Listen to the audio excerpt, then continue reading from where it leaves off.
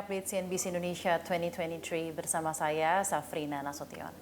Memasuki semester 2 2023 ini tentunya ada optimisme tersendiri terhadap post-pandemic recovery dalam hal mengawal momentum pemulihan ekonomi. Dan untuk mengevaluasi kinerja dari industri jasa keuangan Indonesia dan andilnya untuk mengawal bersama momentum pemulihan ekonomi, kami telah berdiskusi bersama dengan Wakil Ketua Dewan Komisioner OJK Republik Indonesia, Bapak Mirza Aditya Suara yang telah bergabung secara eksklusif di CNBC Indonesia.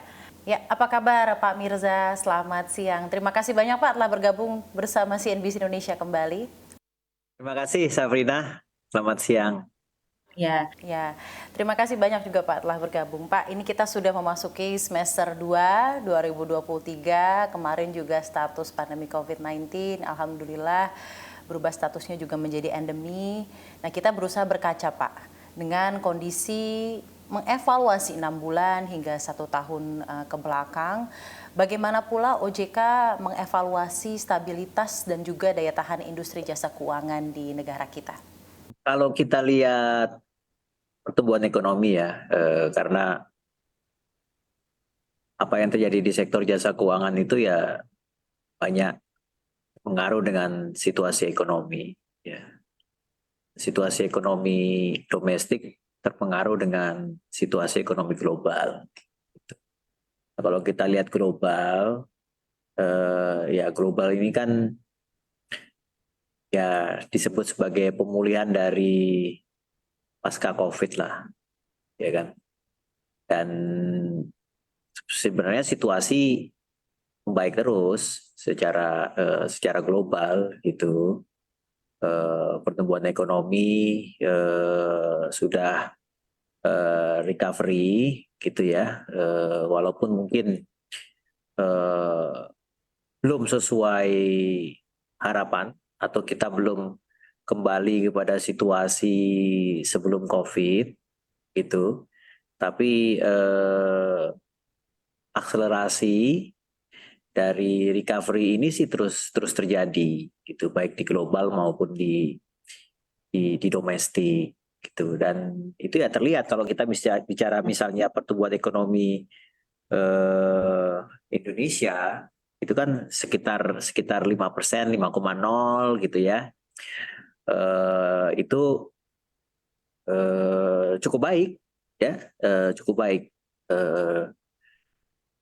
Tapi memang kalau kita lihat global itu terutama China ya. China ini kan negara kedua terbesar di dunia secara GDP.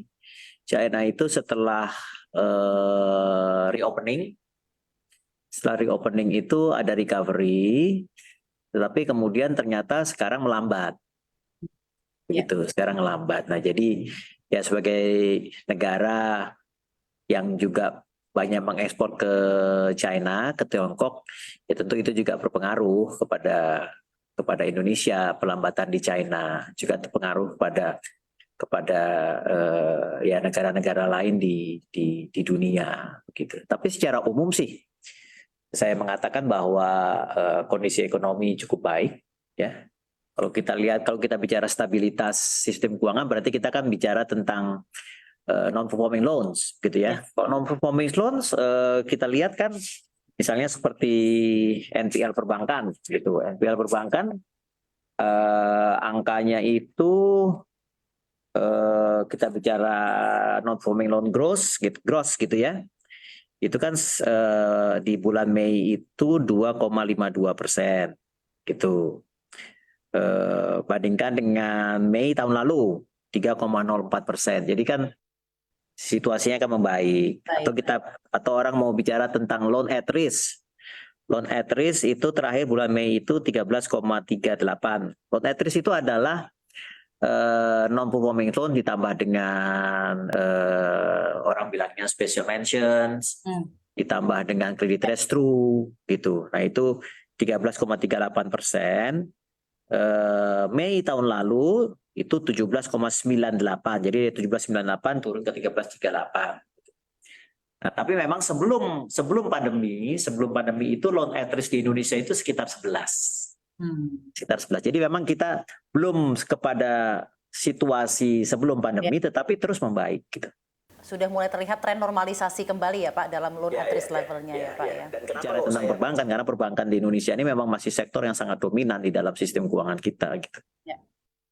Ya Pak Mirza, tadi Anda juga menyebut mengenai status darurat pandemi COVID-19 yang sudah resmi menjadi endemi, dan di sisi lain juga Indonesia sudah memasuki semester 2 2023 dan begitu banyak optimisme tersendiri.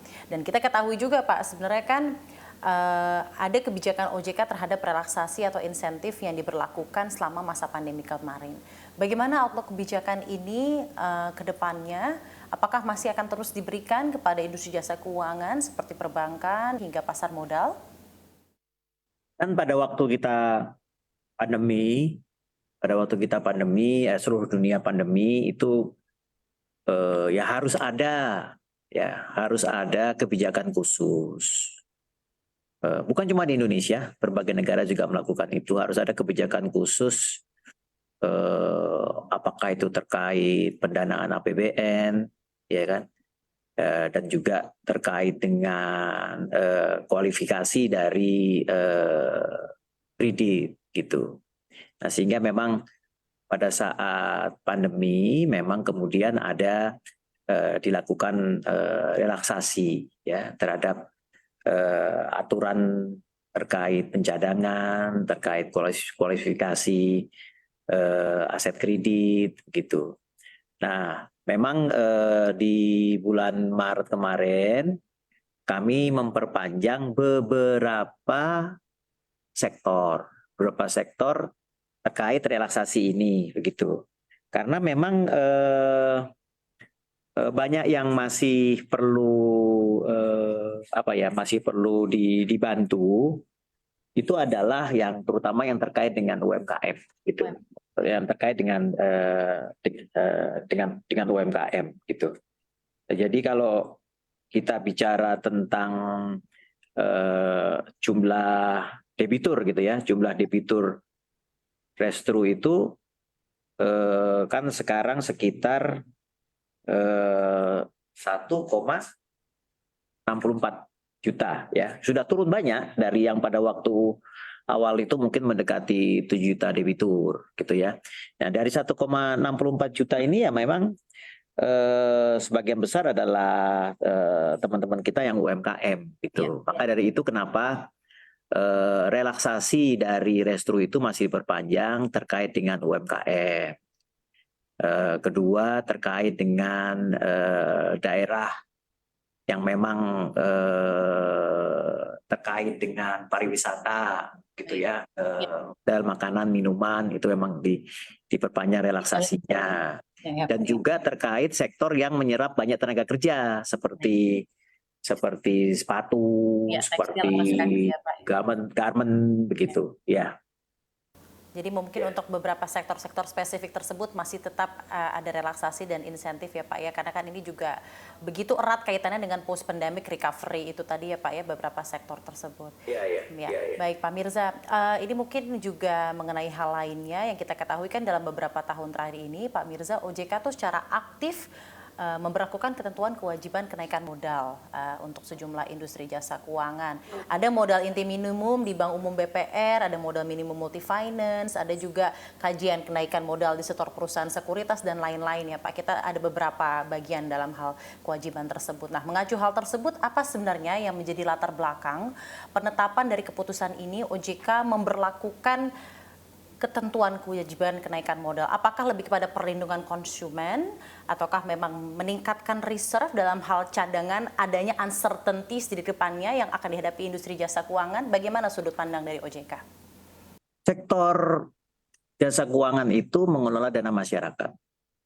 Ya, kalau kita bicara perbankan, apakah itu bank umum, bank syariah, apakah itu BPR, bank-bank ini bisa menyalurkan kredit karena memiliki deposit. Deposit itu adalah uangnya masyarakat. Gitu. Kalau kita bicara tentang lembaga pembiayaan memang tidak menarik deposit dari masyarakat, tapi lembaga pembiayaan biasanya mendapatkan pembiayaannya, mendapatkan funding dari bank, gitu. Nah, bank di balik bank kan ada uang masyarakat deposit yang harus juga dilindungi, gitu kan. Kalau kita bicara reksadana, ya, reksadana kemudian membeli obligasi, reksadana membeli saham dan sebagainya. Tapi reksadana ini kan uang masyarakat, gitu kan. Maka dari itu kenapa suatu lembaga keuangan itu perlu punya modal yang kuat.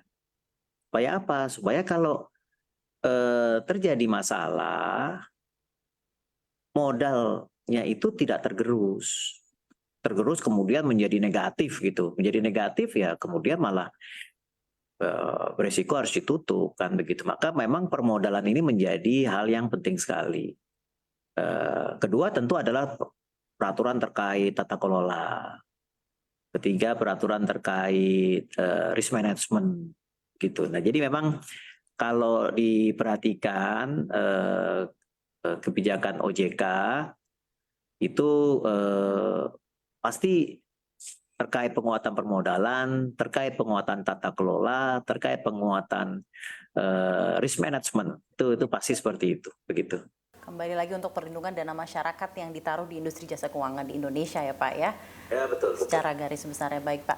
Nah evaluasi sendiri dari OJK bagaimana Pak terhadap ketentuan kewajiban ini? Bagaimana sebenarnya kepatuhan dan komitmen dari pelaku dan juga pemegang saham pengendali dari perusahaan jasa keuangan untuk ketentuan penambahan modal tersebut? Apakah mereka comply dengan kewajiban tersebut? Sejauh ini Anda melihatnya seperti apa? Ya kalau perbankan kan kemarin tuh ya, beberapa bulan yang lalu kan sudah diumumkan tuh ya bahwa ada bank umum yang belum memenuhi syarat 3 triliun, kemudian diturunkan ya, apa namanya jenis izinnya ya, jenis izinnya menjadi BPR, gitu kan. Demikian juga yang di sektor lain, begitu. Di sektor lain, apakah itu terkait fintech ya? Fintech itu kan per Juli ini harus 2,5 ya, 2,5 miliar ya. Ini aturan OJK banyak, jadi di masing-masing sektor kan ada macam-macam ya. Kemudian juga terkait dengan, nah ini kan kalau fintech itu harus 2,5 miliar per Juli gitu. Kemudian tahun depan 7,5 miliar, kemudian tahun 2025 12,5 miliar gitu. Nah, per Mei 2023 itu masih terdapat 33 fintech P2P atau V2P lending yang belum memenuhi ketentuan dimaksud. Berarti masih gitu. di bawah 2,5 miliar ya Pak ya? Yang ini yang untuk yang terkait 2,5 miliar gitu, ya kan? Ya nanti pasti kita akan lihat apa langkah-langkah pengawasan yang akan dilakukan terkait fintech yang belum memenuhi syarat ini gitu. Kalau terkait PP ya, PP itu perusahaan pembiayaan, itu ada ketentuannya mengatakan 100 miliar ya. Ya, terdapat 8 PP yang belum memenuhi ketentuan dimaksud. Ya tentu nanti akan ada tindakan-tindakan pengawasan terkait kepada PP perusahaan pembiayaan yang belum memenuhi syarat gitu. Jadi ini makanya kalau di OJK karena yang diatur berbagai sektor gitu, makanya kami selain ada press conference dari Dewan Komisioner secara keseluruhan, itu teman-teman kolega saya yang Dewan Komisioner yang membawai perbankan, Pak Dian, membawai IKNB, Pak Ogi, yang membawai pasar modal, Pak Inarno gitu, perlindungan konsumen, Bu Kiki, itu masing-masing akan melakukan komunikasi kepada masyarakat, kepada media. Gitu. Baik Pak Mirza. Memang detail-detailnya di situ tuh, ya kan? Baik Pak. Dan mungkin juga sebelum kita nanti beralih ke segmen berikutnya, masih mengenai pemberlakuan kenaikan modal ini Pak, kan juga sudah ada nih Pak ya kajian OJK dalam hal kenaikan modal di industri perasuransian. Nah, apakah saat ini OJK juga dalam kajian yang lain untuk mendorong kenaikan modal di industri jasa keuangan lainnya ke depannya Pak Mirza? Ya, semangatnya sama, ya, bahwa kalau suatu industri, suatu perusahaan lembaga jasa keuangan itu dana yang dikelola, dana masyarakat yang dikelola olehnya itu